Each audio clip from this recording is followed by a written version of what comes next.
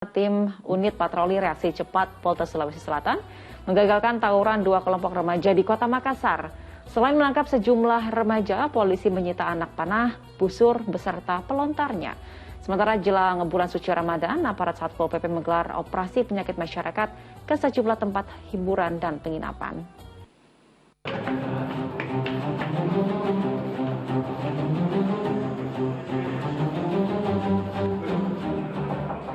Operasi penyakit masyarakat atau PEKAT ini digelar petugas gabungan Satpol PP dan TNI Polri pada Selasa malam setelah menerima laporan warga yang resah terhadap aktivitas yang mengarah ke tindakan prostitusi. Di beberapa penginapan di daerah Ciawi, Bogor, aparat mengamankan 6 pasangan bukan suami istri di sejumlah kamar penginapan. Selanjutnya mereka didata dan dilakukan asesmen oleh Dinas Sosial Kabupaten Bogor. Sedangkan razia di sejumlah warung remang-remang di kawasan Cibinong, aparat menyita ratusan botol minuman keras berbagai merek. Berantas penyakit masyarakat khususnya dalam menghadapi bulan suci Ramadan. Ada beberapa giat yang dilaksanakan, diantaranya kami menyita minuman yang ada di Cilebut, Kecamatan Sukaraja, dan Cibinong. Sementara itu, unit patroli reaksi cepat Polda Sulsel Selasa malam menggagalkan tawuran dua kelompok remaja di kawasan Makassar. Sejumlah remaja yang tertangkap di Jalan Pelita Raya Kecamatan Rapo Cini ini langsung digeledah oleh petugas. Dan benar saja, petugas mendapati sejumlah senjata tajam, termasuk pelontar beserta bahan baku dalam membuat anak panah atau busur di dalam sebuah rumah. Keempat remaja yang ditangkap lalu digelandang ke Mapolsek, termasuk barang bukti berupa senjata tajam yang diduga akan digunakan untuk tawuran. Tim Liputan melaporkan. Ya, petugas terus gencar melaksanakan razia penyakit masyarakat atau PEKAT. Diharapkan umat Islam bisa lebih khusyuk mengisi bulan suci Ramadan. Nah, Pak Ustadz, di tengah tindakan tersebut, namun ada juga sebagian masyarakat yang berpendapat, udahlah nggak usah sibuk ngurusin masalah pribadi gitu ya. Kita puasa ya puasa aja, karena kemuliaan bulan suci Ramadan ini tidak berkurang dengan perbuatan maksiat segelintir orang. Nah, itu bagaimana maksudnya Pak Ustadz? Ya, terima kasih Mbak Wanda. Bahwa kita nggak usah campur tangan dengan urusan pribadi itu iya. Tapi ini bukan urusan pribadi, ini urusan bersama, ini urusan masyarakat ya, penyakit masyarakat. Contohnya beginilah saya kira, umpamanya ada orang suka musik dangdut, saya suka musik pop. Silakan aja, saya nggak akan usik dan dia juga nggak berhak mengusik saya. Tapi ketika dia dengan dangdutnya membunyikan musik dengan terlalu keras, dia tetangga saya umpamanya, sehingga kemudian saya merasa terganggu, nah itu kerasnya musik itu sudah menjadi urusan bersama. Soal dia suka dangdutnya itu urusan pribadi. Tapi ketika sudah suaranya keras mengganggu tetangga yang lain, nah itu menjadi urusan bersama dan tentu harus kita pikirkan bersama. Jadi saya kira memang kita dalam hidup bermasyarakat harus benar-benar menyadari bahwa bumi kita satu, matahari kita satu, gitu, negara kita satu, sehingga dan di situ banyak orang yang berlain-lainan aliran, pikiran, agama bahkan dan lain-lain, itu harus kita saling mengerti gitu. Kebebasan kita dibatasi oleh haknya orang lain. Nah, makanya ketika sudah mulai ada keresahan masyarakat yang melihat ada tempat-tempat tertentu yang diduga di situ ada praktek prostitusi dan mereka melaporkan hal itu kepada yang berwajib, tentu menjadi kewajiban pihak yang berwajib, bahkan termasuk masyarakat juga untuk mengontrol agar hal itu dirapikan, diberesin istilahnya begitu. Jangan dibiarkan. Sebab ketika masyarakat sudah mulai lengah dengan hal-hal yang semacam itu nanti kena ketentuan Al-Quran. Apa ketentuan Al-Quran?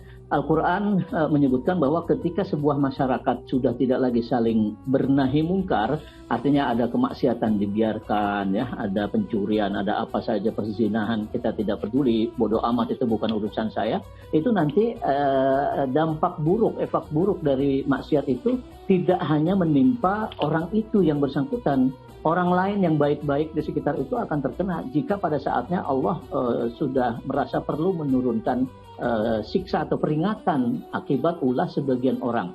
Nah, itu saya kira yang perlu dipikirkan oleh orang-orang yang mungkin suka beralasan ini kan urusan pribadi. Tidak, betul yang melakukan memang urusan pribadi kamu.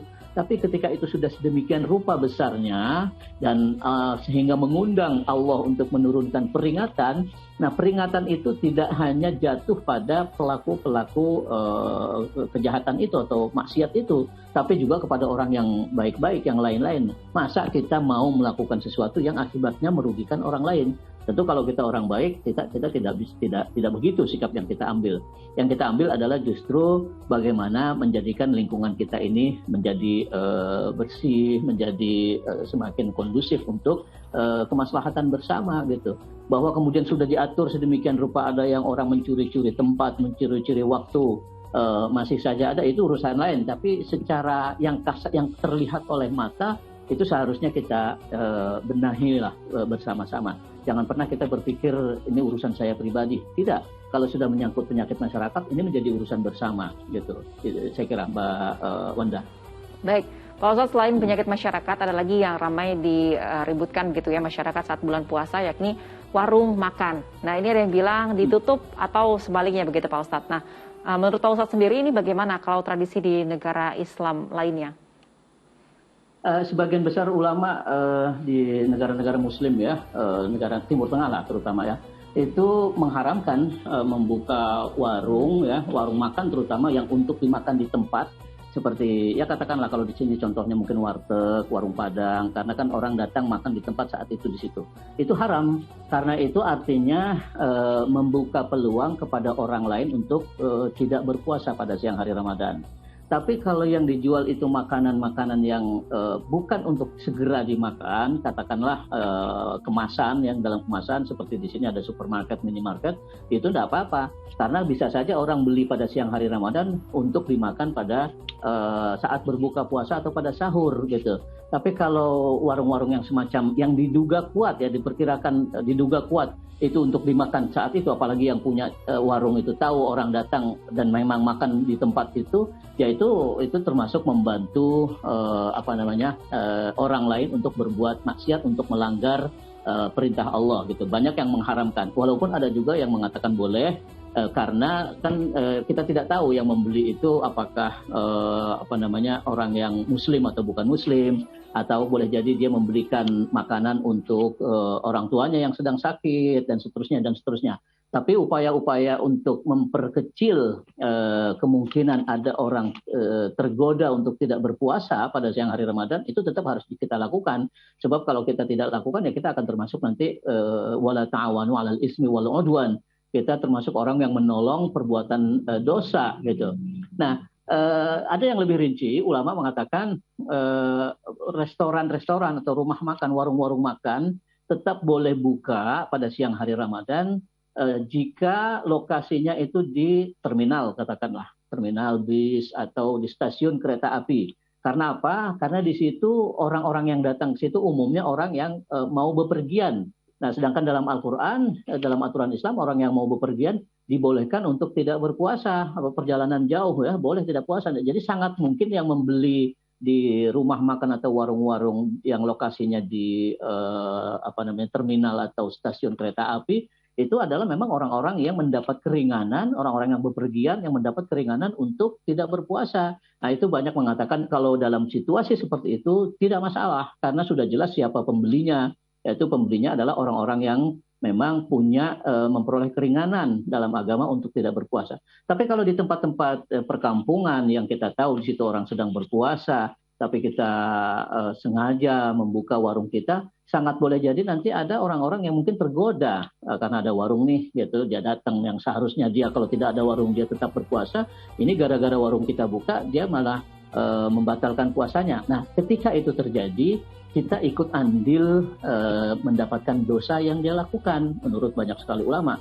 Karena tidak berpuasanya dia, membatalkan puasanya orang itu dilatar belakangi oleh warung kita yang kita buka. Kan kita menjadi penyebab. Nah, ketika kita menjadi penyebab orang lain berbuat maksiat, tentu kita mendapat bagian dari dosa maksiat itu. Itu saya kira pentingnya mengapa kita perlu hati-hati betul ketika kita punya bisnis warung makan ya, untuk berpikir berkali-kali deh, jangan menjadikan alasan saya nanti nggak bisa makan, udah dijamin sama Allah kalau soal nggak bisa makan. Bisa jadi, atau kita ubah lah, biasanya kita jualannya siang, sekarang kita jualannya menjelang maghrib, gitu, sampai katakanlah jam 9, jam 10 malam. Boleh jadi juga justru rezeki semakin melimpah pada saat kita bukanya di jam-jam menjelang buka puasa itu. Saya kira Allah sudah menjamin lah gitu Mbak Wanda ya. Baik, terima kasih Pak Ustadz. Kita lanjutkan lagi ke informasi lainnya. Pemirsa